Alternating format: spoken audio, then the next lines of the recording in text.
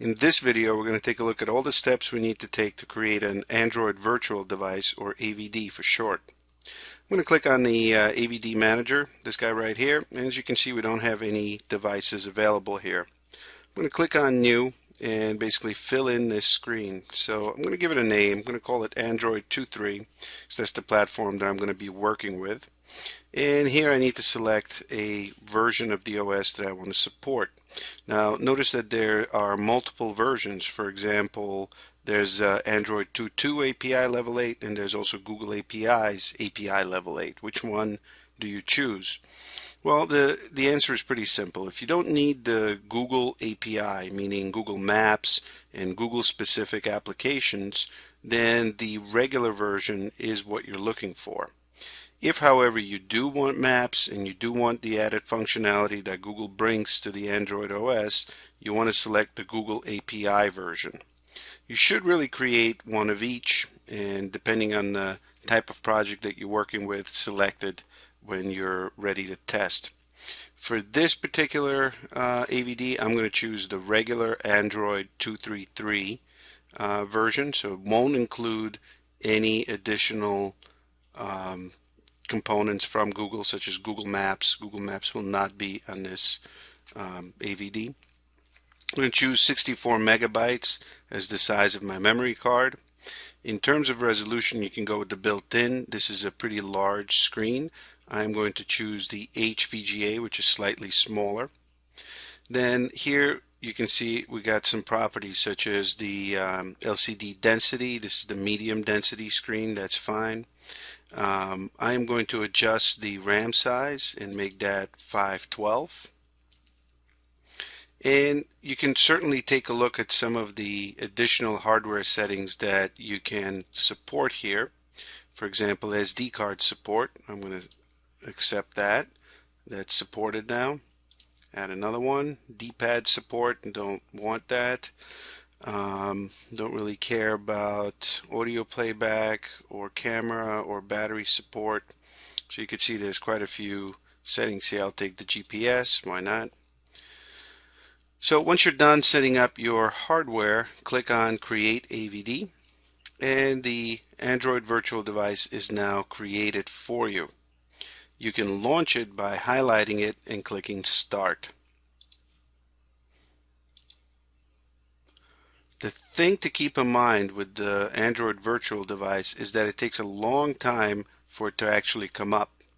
So as you're developing applications, it's important to not close the AVD after you've done your testing. It's almost kind of natural as you're developing that you'll click the run button in Eclipse, it'll launch here in the AVD, you'll run through your application, and then you want to get back and do some more coding. It's almost kind of natural to reach for this X button and close the AVD. Try and avoid that urge, because as you can see, it is taking a long time to come up, and every time you have to launch it, it'll take pretty much the same amount of time. In fact, this is going to take so long that I am going to pause this video and come back to it when the AVD fully loads. Okay, the AVD has loaded, and now we can take a closer look at some of its functionality. So there's actually just a couple of things that I'm going to do to customize this AVD. So first of all, this default widget that appears, actually there's two widgets, the search and this Android widget. I'm going to get rid of them. I don't want either one. There's really no reason to have them. This isn't a real phone. So you can click with your mouse and hold the left mouse button down. That's going to allow you to select it, and then you can drag it to the trash can. I'm going to repeat that with this other widget and drag that to the trash can. The next thing that I'd like to fix is the keyboard. By default, you'll see that it uses a Japanese IME keyboard, and it's not very user-friendly. It's difficult to type on, and I don't want to use it. So I opened up the web browser application, and when it finishes loading, I'm going to click inside the search bar, and I'm going to click and hold the button. This allows me to select the input method. I'm going to click on that. And you can see by default I'm using the Japanese IME. I'm going to switch to the standard Android keyboard. And now things should be relatively straightforward. When I click on a prompt, my default keyboard will come up. There it is. Now, having this type of keyboard is not a big deal because I can also type with my physical keyboard on my computer.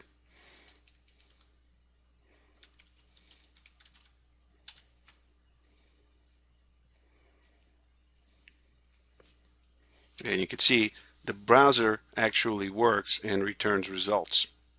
It's using the internet connection of your computer to do so. Let's go back and exit the browser. Okay, next I'm going to do something with the background. I'm going to click on Menu, Wallpaper, and I'm just going to choose another wallpaper, something a little bit simpler, maybe a solid color. Now you can certainly leave things the way they are. You can import your own pictures, but remember the purpose of this. This is just to simulate a phone to test our application. So I'm going to keep it really simple. So background is set. I'm just going to take a quick look through some of the applications. Okay, everything looks good. Don't really have to do anything here in terms of setup or configuration. You can certainly import your Google account into this phone, but it won't receive applications. You won't have a marketplace, and even though it receives email and things like that, it is still an emulator. The only other thing that's worth mentioning is that you can rotate the screen here in the AVD.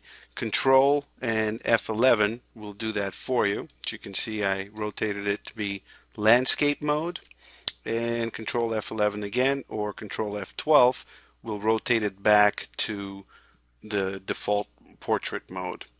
So that's really it. And again, the main takeaway here is that you should not close this after each test. It does take a while to come up. You want to make sure that you keep it open for the entire duration of your programming session. Okay, in the next video we're going to take a quick look at Eclipse, and then we're actually going to create a small application and test it in our AVD.